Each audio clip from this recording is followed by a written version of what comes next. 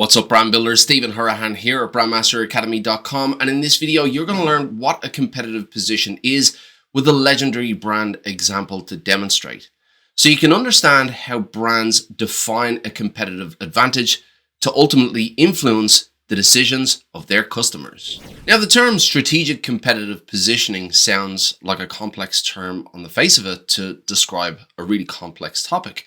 And to make matters even more confusing, the term competitive positioning is used interchangeably with countless other terms that all mean more or less the same thing, all hair splitting aside. The reality is competitive positioning is not complex, and once you understand exactly what it is and how to define it, you can maneuver your brand into a position of competitive advantage and ultimately strength.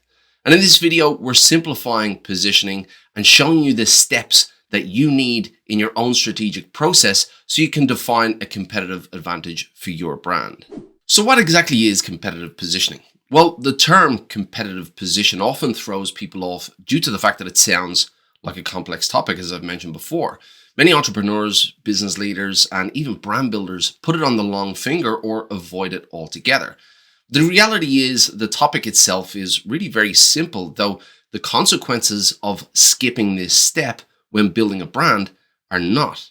So let's start by clearing away some of the fog. Now, no doubt you've heard some of these terms before, and they all more or less mean the same thing. That is competitive positioning, positioning strategy, brand positioning, differentiation strategy, market position, key differentiator. More often than not, if you hear these words, they're referring to the same thing, which the father of modern marketing, Philip Kotler, once defined as the act of designing the company's offering and image to occupy a distinctive place in the mind of the target market.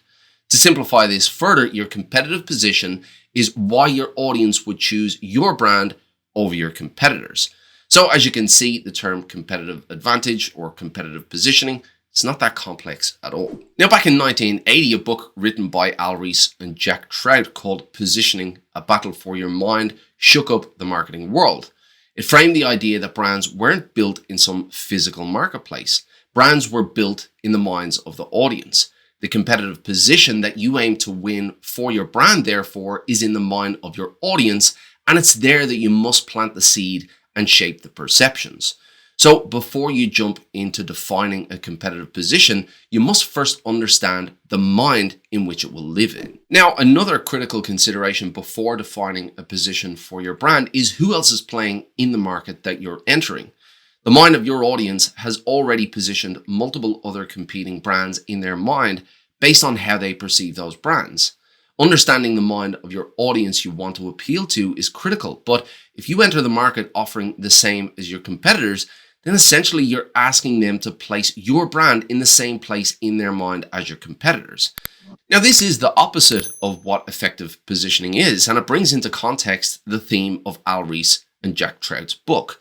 Staking a claim for a unique position that's not already occupied by a competitor is how you win the battle of the mind. Now, a competitive positioning map is a visual positioning tool that compares brands, products, or services.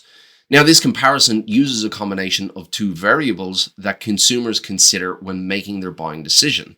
So it's worth noting that this is another example of a term that's widely used interchangeably with other terms, including perceptual maps, market mapping, positioning matrix, perceptual matrix. So how does market mapping actually work? Well, it's very simple. You take two variables that your audience would consider before making a decision to buy, and then you place the extremes of each of those two on a dimensional x-axis.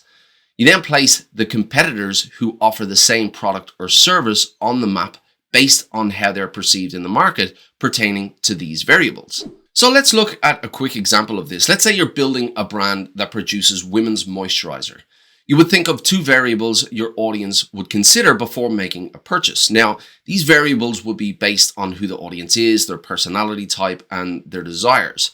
But two variables that may influence their purchasing decision could be naturalness or effectiveness, or naturalness and effectiveness. And we would then place the extremes of each of these variables at opposing ends of the dimensions and then plot the position of each of the competitors based on how they're perceived in the market, leaving us with something like this.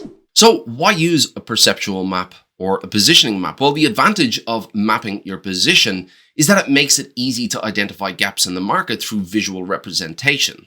So after researching your audience and identifying their wants and their desires, and then researching your competitors to identify their strengths and weaknesses, you can then plot that information.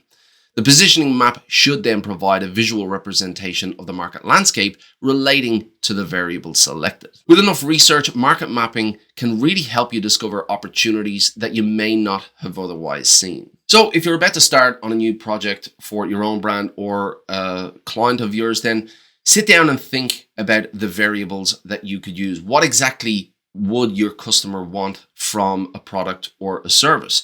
Now, of course, every customer is different and every market is different. So really understanding who the audience is, who the personality is behind this group of people is really important in defining what the most effective variables would be to select for your positioning map.